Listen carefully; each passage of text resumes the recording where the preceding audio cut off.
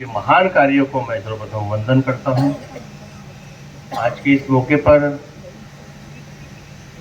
विश्वभूषण बोधिसत्व महामानव डॉक्टर बाबा साहेब आम्बेडकर जी की जयंती के उपलक्ष्य में 132वीं हम लोग यहाँ उपस्थित हैं।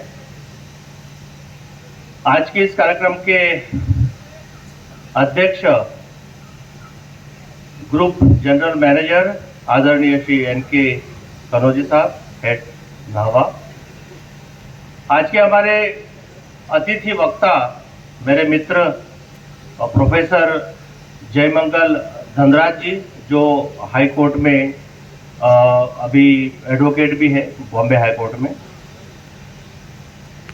इस गांव के सरपंच हरिचंद्र मात्रे साहब, जिनका नाहवा सप्लाई बेस को सुचारू रूप से चलाने के लिए बहुत बड़ा कंट्रीब्यूशन उनका होता है, वो भी आज इस कार्यक्रम में उपस्थित है। हमारे senior officers, sectional incharges, CISF के असिस्टेंट कमांडेंट, ऑल ओएनजीसीएस, हमारे regional vice president Shri Satish Gadling ji, madam Neeta Tigga ji, तथा हमारे बीच में हमारे एक्स ऑफिस बेयरर्स इस कार्यक्रम में उपस्थित है। अरविंद निकालजे साहब यहाँ उपस्थित है, वीटी वानखेड़े जी उपस्थित है, डीडी कटारे जी यहाँ उपस्थित है, साथ में बीयू गायकवाड़ जी उपस्थित है। हमारे ONGCs all and ladies and gentleman, आज के इस मौके पर बाबा साहब का जो कार्य है और जो उनकी आइडियोलॉजी है, जो उनकी सोच है, उसके बारे में तो प्रोफेसर साहब यहाँ है। I will not touch upon that portion.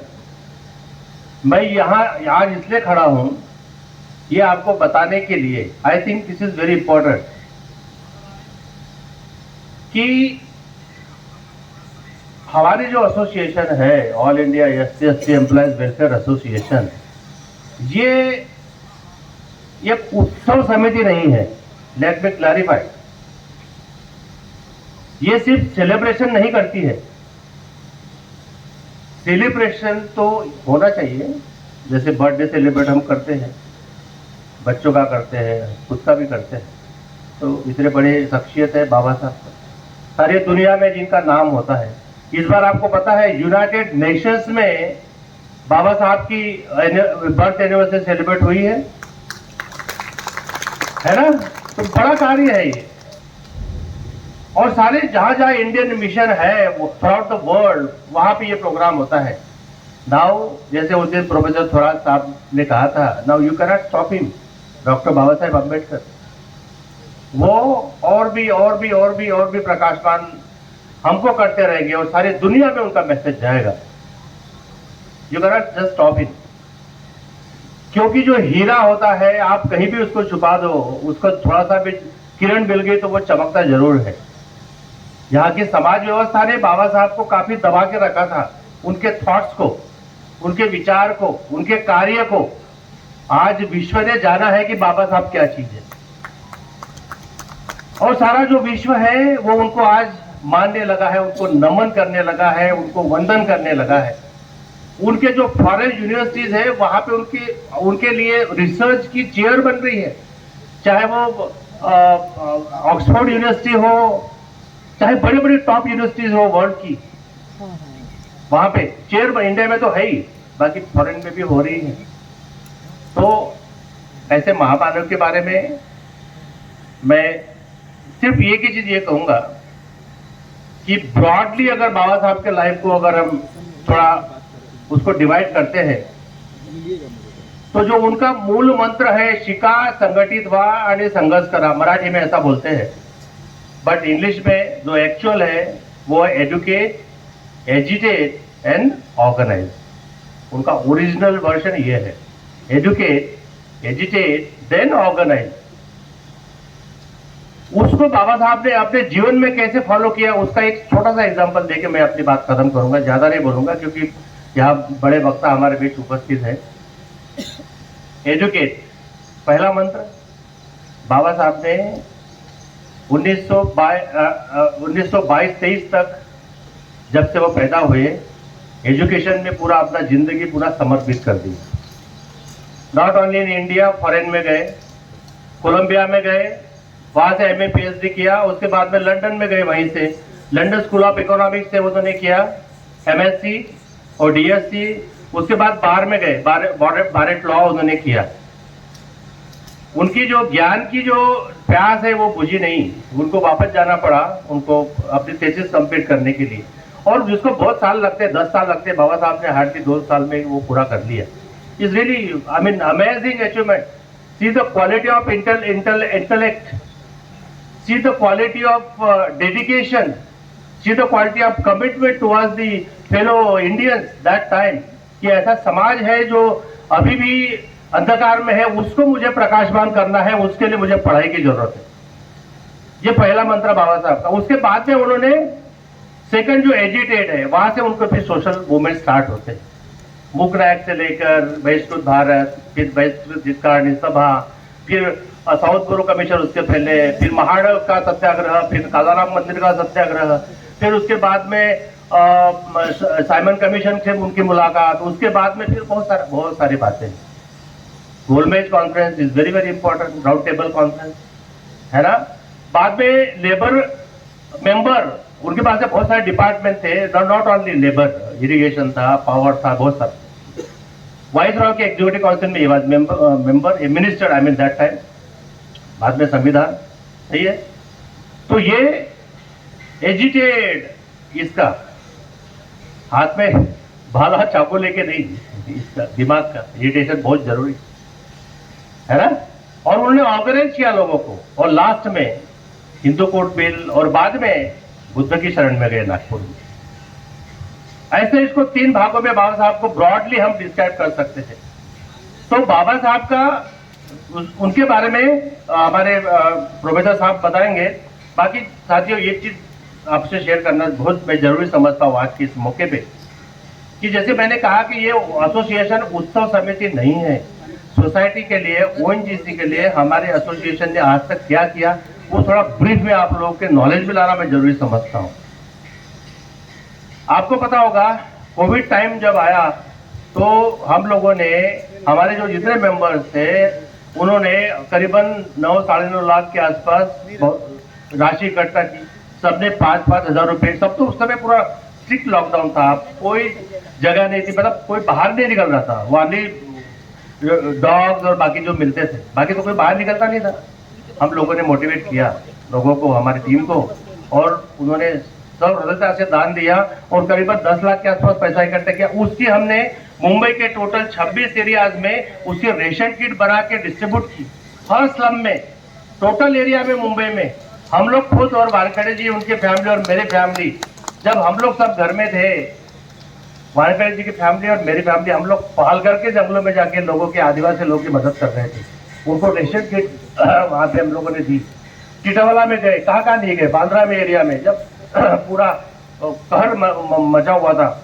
उसके बाद में जो खाली टाइम है उसमें हमने वेबिनार्स किए, webinars to educate student, to educate people on the life of Baba Saheb, foreign education की क्या अपॉर्चुनिटीज है, जो हमारा जो सिविल सर्विसेज में कैसे हम लोग जा सकते हैं, स्टेट सिविल सर्विसेज में कैसे जा सकते हैं, तो डिफरेंट एग्जाम्स को कैसे फेस कर। तो it was continuously 1.5 year webinars were going on, और उससे बहुत लोगों का फायदा हुआ, बच्चों का, बड़ों का, स्टूडेंट्स का, बाबा साहब के थॉट्स का। उसके बाद में जब महाड़ में, आपको पता होगा, डिवास्टेटिंग फ्लड आया था, याद है सबको? याद है नहीं है? 2 साल पहले आया था ना। हम लोगों ने ओएनजीसी को रिक्वेस्ट करके बस से हम लोग गए, हमारी टीम वहां पे महाड़ में, और उन लोगों को कम से कम 1.5-2 लाख का हमने वहां पर रिलीफ मटेरियल पहुंचाया। हम लोग सुबह 8 बजे यहाँ से निकले, रात अर्ली मॉर्निंग 4 बजे वापस आए। इतना बड़ा सिचुएशन, बड़ा गंभीर था उस फ्लड के कारण। उसके बाद हमने महाड़ में, जहाँ पे बाबा साहब ने क्रांति की थी, 14 टैंक, वहां पे हमने लास्ट ईयर से हमने कैंप शुरू किया।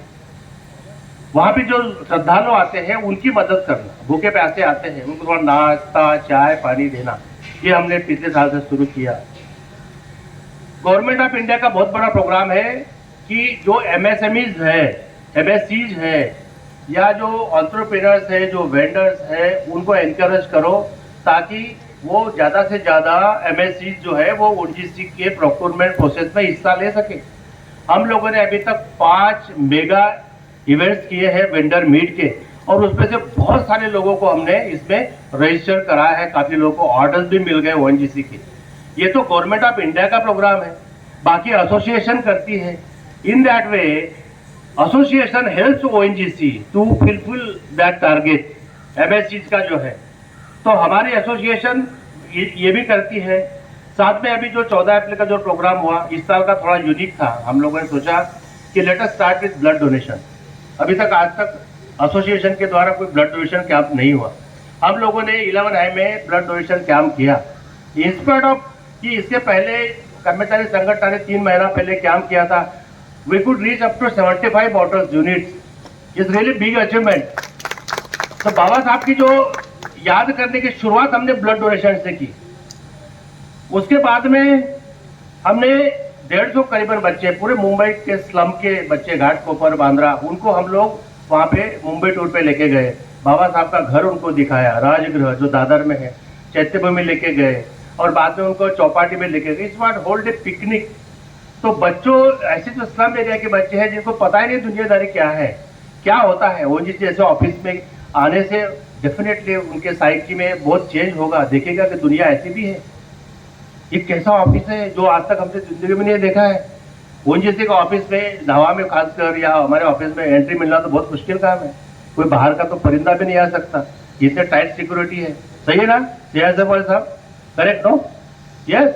बट हम सारे बच्चों को वसुंधरा लेके आए, ऑडिटोरियम में बिठाया, उनको खूब मस्ती करने दिया। उनको जितनी मस्ती करना है, खाओ पियो, मस्ती करो और खूब एंजॉय करो।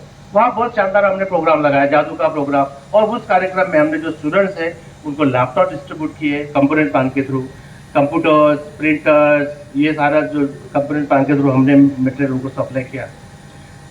उसके बाद में एहली बेस में कभी बाबा साहब के बर्थ एनिवर्सरी सेलिब्रेट नहीं होती थी, वो हमने पिछले साल से शुरू किया। और इस बार बहुत इसमें अच्छा इंकरेज मिला सर, कि हमारे जितने मुंबई ऑफशोर के जितने इंस्टॉलेशन है, ऑलमोस्ट हर जगह बाबा साहब की जो बर्थ एनिवर्सरी है वो सेलिब्रेट हुई है। वहाँ से लड़के लोग मेल करते हैं कि सर ये फोटोग्राफ है, देखिए ये हम लोगों ने ये बाबा साहब को याद किया। सो बाबा साहब को याद करने से साथियों ये फर्क पड़ता है। फर्क ये पड़ता है कि हमारी जो विचार करने की जो डायरेक्शन है वो चेंज होता है। बाबा साहब हमको सही रास्ता दिखाते हैं, इसलिए ये जयंती का सेलिब्रेशन करना बहुत आवश्यक है। अभी 14 अप्रैल को हमने जो लर्नर स्पीकर्स है हमारे डॉक्टर सुखदेव थोराट सर जो पद्मश्री है, उनको यहाँ इनवाइट किया था। बहुत बढ़िया लेक्चर था। वो पूरा बाबा साहब का लाइव उन्होंने कवर किया कि नेशन बिल्डिंग में, राष्ट्र निर्माण में बाबा साहब का क्या क्या कर्तव्य है। और जो मशहूर डायरेक्टर, फिल्म डायरेक्टर जो जब्बार पटेल साहब है, जो जिन्होंने बाबा साहब के ऊपर मूवी बनाई थी 2002 में, मामूटी को लेकर, आप इस पर गूगल पे जाएंगे ना तो वहाँ पे एक बार देखिए, मामूटी मूवी करके बाबा साहब की मूवी वहाँ पे आएगी। तो ऐसे बहुत सारे कार एसोसिएशन करती है। एम्प्लॉयज का काम तो करती है, किसी का ट्रांसफर है, किसी का प्रमोशन है, किसी का और कोई इशू है, किसी का हेल्थ इशू है, उसमें तो हम लोग आगे रहते हैं। मैं इस मौके पे ये बताना चाहता हूँ कि एसोसिएशन ओएनजीसी के साथ में मिलकर ही काम करता है, और ये हमारा वायदा है कि हम लोग हमारी ऑर्गेनाइजेशन को नंबर 1 स्थान देंगे। उसके बाद हर एक चीज़ जो है कंपनी के बाद आएगी, चाहे वो पर्सनल इश्यू इंटरेस्ट है या और कोई इंटरेस्ट है। तो आज के इस मौके पे बाबा साहब को मैं पुनः नमन करते हुए मैं अपनी वाणी को विराम देता हूँ। आपने मुझे शांति से सुना, इसके लिए बहुत बहुत धन्यवाद। Thank you.